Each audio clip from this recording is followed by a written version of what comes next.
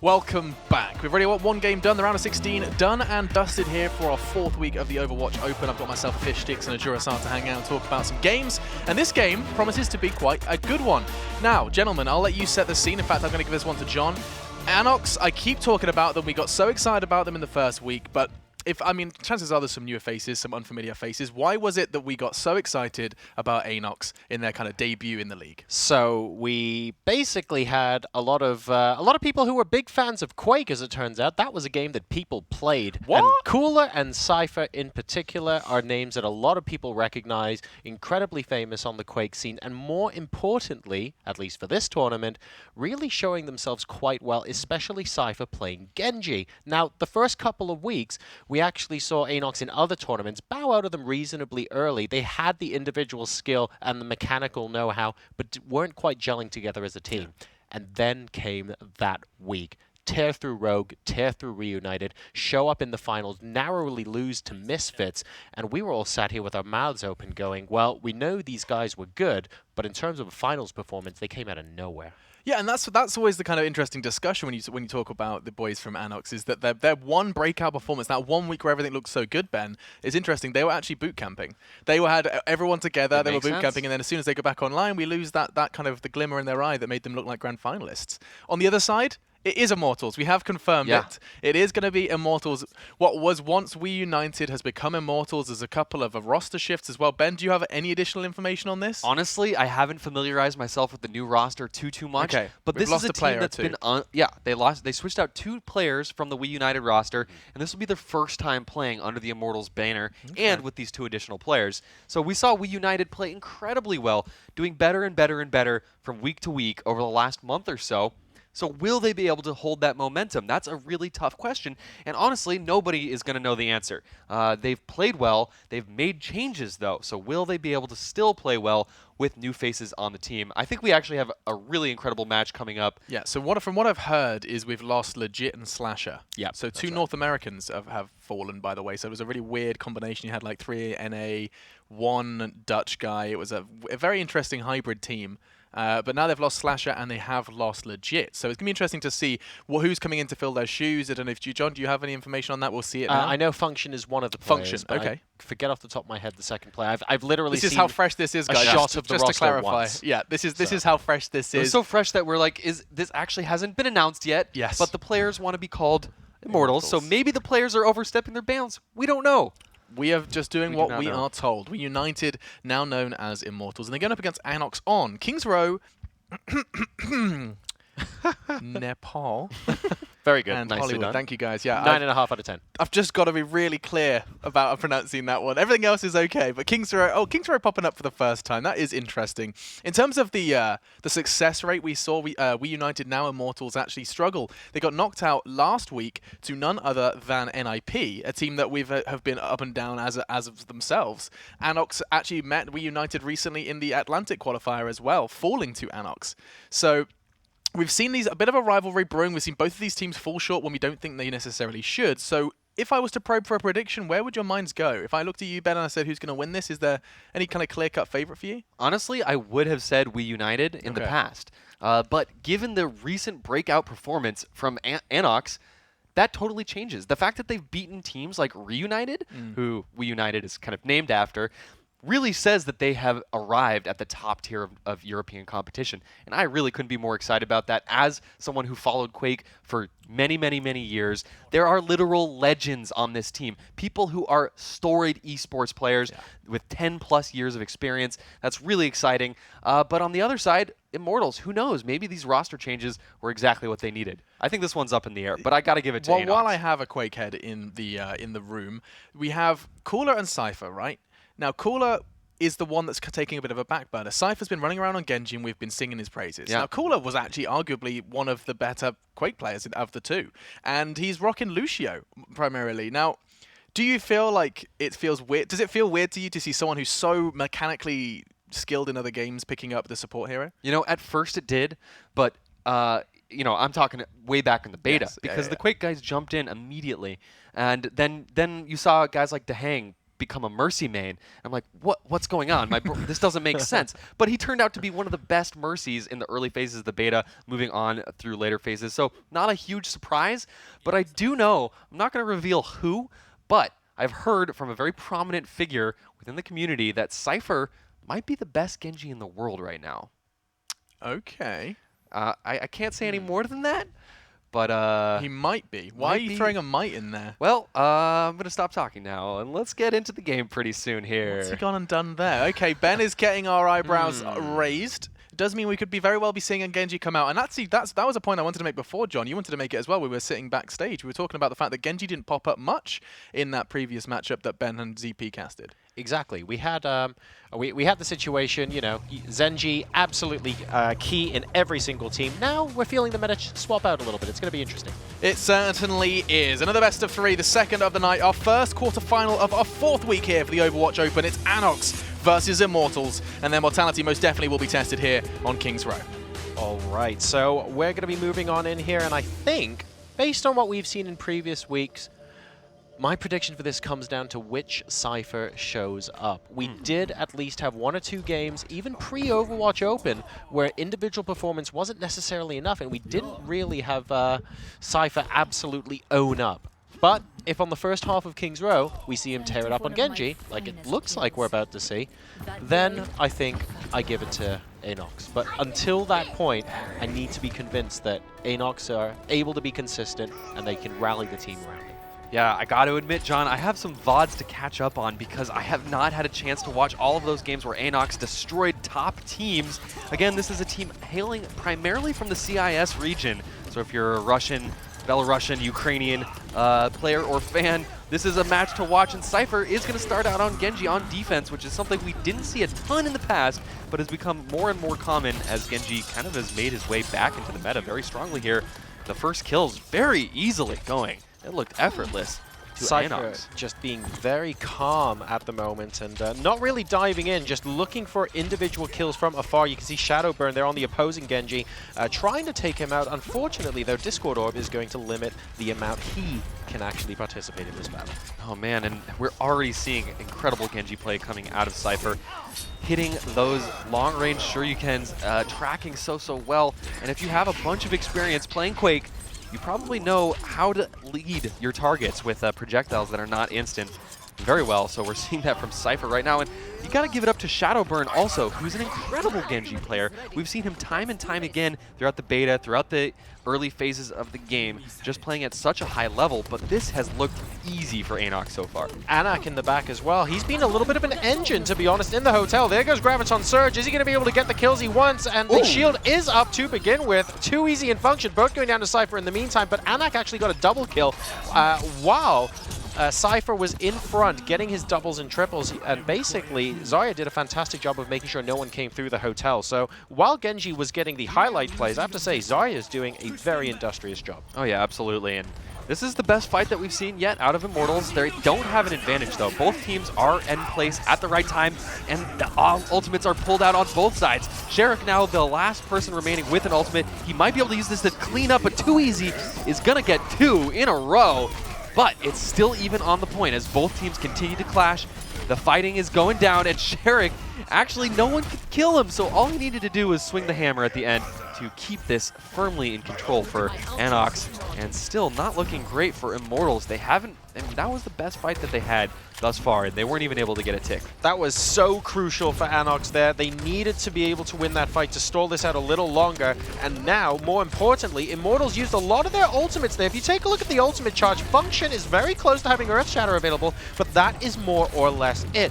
ANOX now are going to have the charge advantage. They've also got Sound Barrier available as well, and Cooler is going to be looking for an opportunity to use that if he needs to. So we'll see if they can go ahead and pick up the kills. No one's really collapsing in. It's being a very slow build-up. Graviton Surge doesn't look like it's catching the kills just yet. Kenzie going down, and he's going to be a solitary kill. Too Easy now coming into his own. Man, Rubicon was a little overextended there as Zenyatta, and ANOX is dropping like flies off the back of Too Easy. And I hate to call out someone in particular, but man, that Zenyatta was just way out of position. It's not the only thing that went wrong for ANOX in that fight, but Immortals, with 50 seconds left, finally able to capture the first point and get that payload moving here on King's Row. You called that out actually completely fairly there, because as soon as Rubicon respawned, he had Transcendence available. If he wasn't actually out that far and he was back for another 4 or 5 seconds, the team fight dynamic would have looked completely different with Transcendence available. Completely different, 100%. But nonetheless, Immortals with a breath of life here, showing that they're not going to roll over and die as they move on to the Streets phase. And this is a phase that typically does tend to go fast. It's very difficult to play defense, but Cypher, so aggressive. Yeah. Maybe slightly too aggressive, was in there by himself. No kills collected. Got close to it, but was not able to collect. In the Streets phase as well, you've got Shadowburn actually switching off Genji onto Reaper. So just being able to get a little bit of DPS down and focusing on Cypher as he went by. Unless you spot Reaper straight away and you take him out first, he can deal an awful lot of DPS. So that completely and utterly shut him down as the payload now moves towards the second checkpoint on King's Row. Both teams being... No one's really collapsing in. We're looking for those big pushes. Here comes Graviton Surge. This could be the key that they need. Cypher moving on in. But what on earth can he do? Transcendence gets popped immediately as soon as you see a sword. Shadowbird goes down at least, but that is going to be a trade. 3-1 in favor of Immortals, so still good. Not exactly the team wipe they wanted, though. No, not at all. And Immortals going to make it happen. They're going to get to the last phase here after being stumped for several minutes on the first point. They have rolled on through, and as I mentioned, that's not too abnormal, as those streets are very difficult to hold on defense. We have made it to the final stretch. Will we see a stalwart defense come out from ANOX and stop a capture here? I certainly think it's possible, considering how they played on the first point. Well, Immortals still have the opportunity to set a pretty competitive time here if they actually roll right through. But they have been delayed a little while, like you've already mentioned, Ben, so they need to be able to push through and push through quite quickly indeed. They're going around the final dogleg already, and you can see the payload within sight now of its destination. 2 ultimates available for ANOX, 0 for Immortals, and that's a good pick-off to start things off from too easy. Rubicon, please, please, stay with your team. I don't know what's true. going on That's the here. second time now, right? Yeah, it's the second time, and Sherrick is going to go down as well, so that's rough. There was no Harmony orb on top of that Reinhardt because of the lack of Rubicon. Wow. And what was looking like a middling time is now actually in the phase, it's probably a really good time. That's about 6 minutes. So this was ANOX, very, very nice Graviton Surge, but even before then, he did a very good job of making sure a lot of heroes didn't actually get through the hotel at the beginning phase, and I really wanted to highlight that as one of the reasons that they were able to hold on the first point for so long. And now we're going to be seeing the opposite. Are we going to be able to get ANOX pushing through even faster and just trying to stop Immortals from doing the same? Yeah, I think actually there's still a great chance for ANOX here. ANOX, not quite sure how to pronounce that actually. ANOX. Either way, this map in particular does tend to go fast. The more that people play Overwatch, the more that they complete the maps quicker, it seems. The higher level, the faster they go, no matter what. Man. Defense just does not seem to be doing so well if you look at the long-term trend. Did you watch the last week we had the 255? That's on unreal. Watchpoint Gibraltar. Yeah. That wasn't like if I just said 255, people go, "Oh, that's Numbani, right?" No, Yep. no, man, that was on Gibraltar. Things got crazy, and now, well, ANOX have 5 minutes 30 seconds to beat. It's certainly a beatable time, but it's a beatable time without that many team wipes, I have to say. The last point in particular, I really thought we could have had a little bit more stall, but like you say, Rubicon was caught out of position again, unfortunately, on Zenyatta, and I'm a little bit surprised they didn't even trickle into the point. I feel like Immortals had a very easy time rolling up there in the last 30 seconds.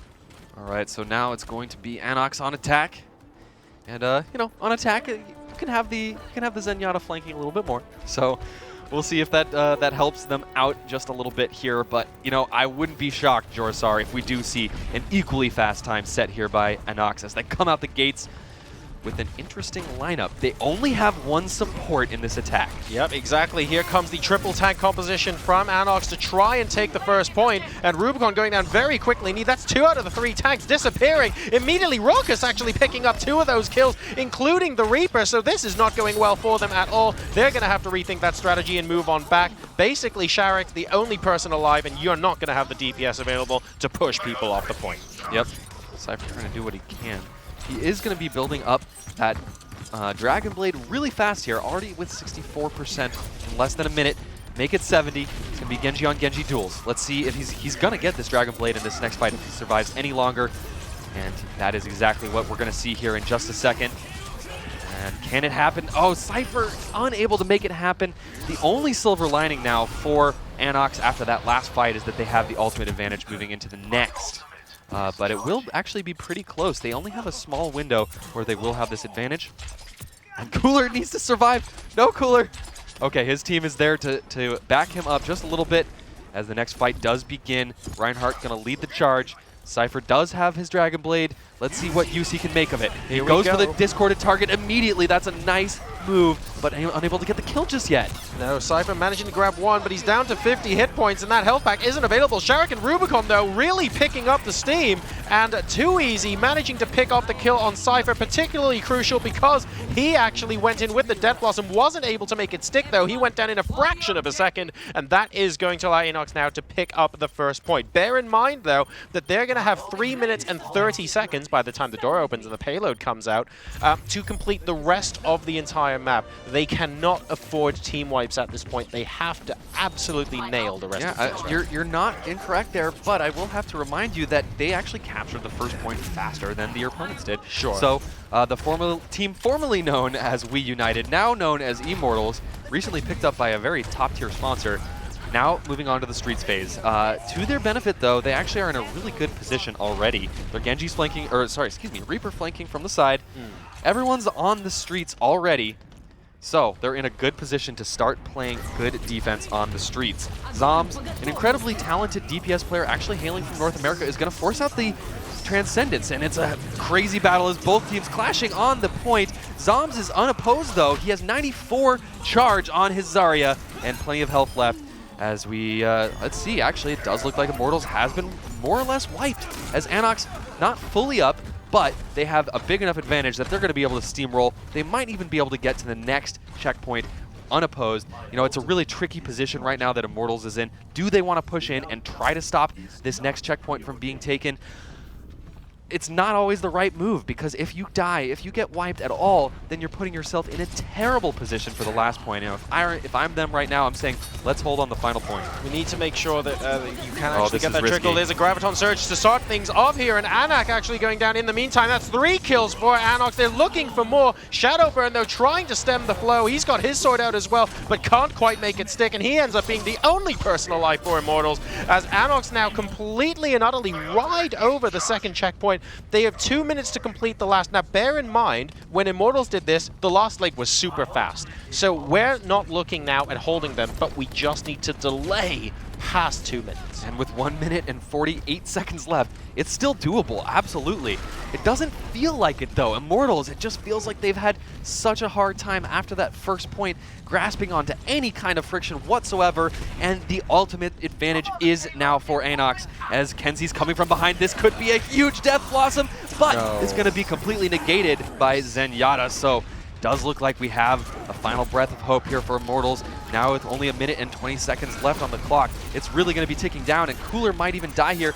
He has to either die or get out. Right now, he's able to escape just barely. That was so crucial, by the way. Kenzie actually now swapping off onto Tracer, by the way, to try and push it through a little bit more. But Immortals did very, very well at spotting the flank. The moment Reaper jumped down, before he even used Death Blossom, he had Discord Orb already on him. Transcendence, the moment it went up, then he got picked off before it even completed. Very aware, Immortals know that positioning is going to be everything on this final portion. We have Transcendence popping out, a nice Earth Shatter coming out as well, but unfortunately not able to get the Reinhardt off the back of that Cypher, though. He gets the 3K, looking for a fourth, able to find Zombs as well, and now we march on in. We still have 30 seconds to go. We need to see Immortals dash out, and we need the delay now. You can't wait. You have to jump in now. They're not going to be able to come in together, which means that Immortals is going to be trickling in, but just 25 seconds are left on the clock. So any seconds that they are able to just delay at this point are so important. Only 20 seconds left, and the kills are going towards Immortal.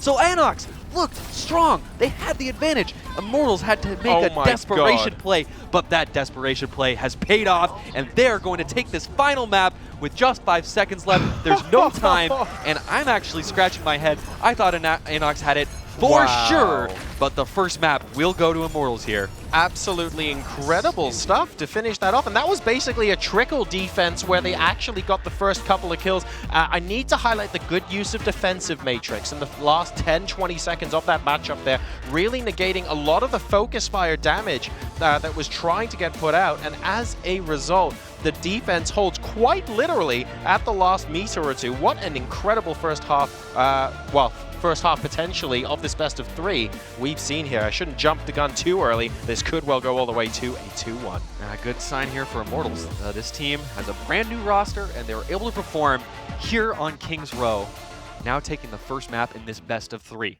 Still plenty of time left for ANOX to come back.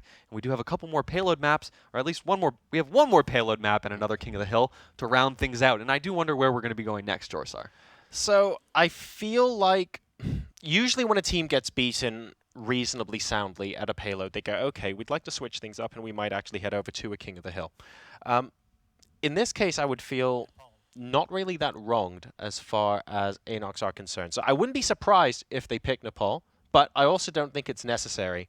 Oh, and we do have confirmation that they're going to Nepal. All right. But that was really down to the last 10 to 20 seconds of the map. So I'm not particularly going, oh my goodness, that was an absolute, that was a train wreck. It really wasn't. It was very close to them actually winning the entire thing. And that last trickle defense just happened to go the way of Immortals. They got a couple of key pickoffs. D.Va was absolutely fantastic in the dying seconds of the game. And sometimes games just get down to that sort of point. That is what you need to get over the line. Yeah, with 40 seconds left, they couldn't make the last couple of meters. But we're going to take a quick break, and when we come back, game number 2, ANOX versus Immortals.